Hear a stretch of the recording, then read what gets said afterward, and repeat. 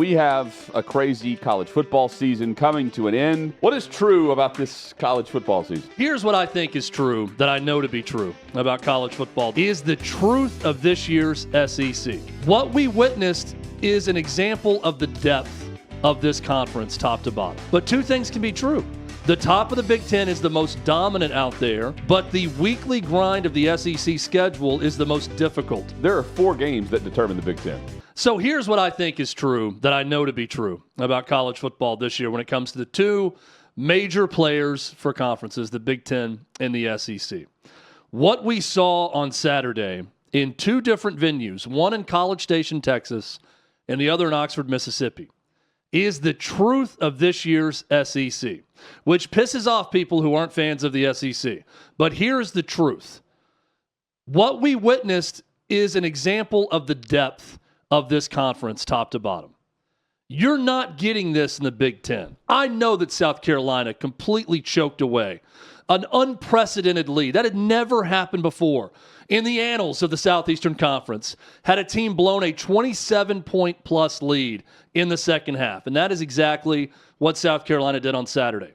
But the fact South Carolina, who's now 3-7, could push Texas A&M undefeated SEC team, Texas A&M, to the brink on their home field is an example of the talent and the quality of teams in the conference top to bottom. I would say the same for Ole Miss and Florida. I know Florida has made a habit of playing close and not being able to close, not knowing how to close, not winning games. That's sort of their MO. It was their MO under Billy Napier. It's now their MO under their interim coach. But the way Florida played Ole Miss to the bitter end on Saturday night on the road is yet another example of this. Now, 2 things can be true at once. For the Big Ten fans out there that want to talk about Ohio State and Indiana, I get it. I believe those are the 2 most dominant teams in college football right now. And if I had to pick a national champion, and we'll get to that momentarily with our bracket, I would pick Ohio State to go back-to-back and win it again if I'm picking one team right now to win it. But 2 things can be true. The top of the Big Ten is the most dominant out there, but the weekly grind of the SEC schedule is the most difficult because the bottom half of the conference. And we can take a look at the bottom half of both conferences, and you can see for yourself. This is the SEC versus the Big Ten. This is basically the midpoint of both leagues. All right? Now, the one example I can point to, Hutton, from the Big Ten of a bottom half team taking the top half to the end is Penn State, Indiana. Penn State had a chance to knock off Indiana, and Penn State right now is sitting there at 1-6 in the conference. Yep. But I can count to so many examples. Tennessee at the midpoint of the conference. Tennessee was a kick away from beating Georgia, who right now is the best team, I think, in the SEC, even though A&M's undefeated. Tennessee should have beaten Oklahoma at home, who's going to be a college football playoff team if the season ended today. Florida beat Texas. Florida has had chances against great teams. Kentucky took Texas to overtime.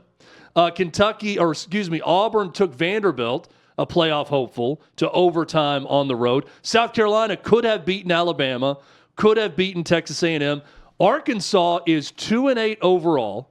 They're 0-6 in the SEC. They've got a plus 18-point differential on the year. Almost all of their losses have been razor-thin close. I'm not arguing that these teams are great teams or know how to close or know how to win. My argument is simple. When you look at Michigan State, Purdue, Wisconsin, Maryland, some of the bottom of the Big Ten, it's not even comparable. The bottom of the SEC is so much better than the bottom of the Big Ten. But Hutton, I think I would still take Ohio State and Indiana as the 2 most dominant teams in college football. Yeah, at the top, they're competitive. Isn't this every year? I think so, yeah. This is every season. There was like 2 years ago where the Big Ten could argue they're pretty good top to bottom. So, but outside of that, probably not. Let's take it a little bit a layer or 2 deeper. There are 4 games that determine the Big Ten. It's a 4-game season. Oregon at Penn State, Indiana at Oregon, and then we're still going to have USC, Oregon, and Ohio State, Michigan. Those are the games. That's really the conference that's determining everything. Hey, if you like this channel, become a season ticket holder for Hot Mic by clicking the subscribe button below and join our conversation in the comments section. Agree or disagree, we'll join. If you're a Big Ten fan, you're saying, well, what about Wisconsin going, what was it, 21-7 against Oregon or whatever. Gosh, a 21-7 game. Whatever. That's Whatever what we're going to point to. Yeah. Yeah. That's Real scare there. That's what they have to. They mustered a whole touchdown. But one whole touchdown is what they got against Oregon. Man, this is the really took them to the brink. This is the argument for the 16-team playoff, and this is why that Greg Sankey's like, okay, you don't want the automatic bids, the automatic qualifiers, whatever. Fine, we'll just take the entire playoff. It's incredible. Let's look at. Can we look at the bottom half of the SEC one more time too, when we're looking at this? Yeah. So the bottom half of the SEC now. Here is where I am very pro SEC, especially this year, most years, with the quality and the depth of the conference, that there are no bad teams because you got a lot of teams who are very, very talented, right? Now, here's where you can knock Texas A&M. Every single one of their SEC wins has come against the bottom half of the conference. They haven't beaten a single team. Pretty much the rest of the league, too. In the top half of the league. For the most part. Right? So A&M's SEC wins have come against Auburn, 16-10, Mississippi State, Florida, Arkansas, Missouri, that's a good win, LSU, South Carolina, and they had to survive. I still don't understand how South Carolina lost that game, up 30-3 at halftime. They're going to get Texas at the end of the year, so that's going to help it. Now, they also won at Notre Dame. So when it comes down to Notre Dame, that's going to be one of the games. They're going to hope A&M's undefeated by the time Selection Sunday comes around. And we're looking at the college football playoff because that's a home loss for Notre Dame. So from the committee's perspective, they're hearing all this SEC bias, and there's a Big Ten bias too. That's why it's not really Big Ten versus SEC as much as it is the ACC and Big 12 being left out. I mean, look at the comparison between the SEC and the ACC. If the ACC last year gets 2 teams in, right, compared to the SEC schedule last year. That was the argument for Alabama last year. This year, the argument's going to be should there be 5 or 6 teams in from the Southeastern Conference as it sits right now. Oh, Kirk Herbstreit's already making the argument for Texas still being in with 3 losses. I didn't hear a damn word about that when Tennessee lost to Oklahoma, by the way. But Texas, let's find a way to keep them in the conversation for the playoff final. Here's the route for Texas to be in with 3 losses. And look, there's a route for a lot of 3-loss teams to maybe be in there. But the moment they're losing 35-10 to Georgia and getting physically dominated in that game is not the time to talk about Texas's playoff resume. No, it's not. But the playoff resume for them versus Tennessee, Texas gets the nod because they beat Oklahoma.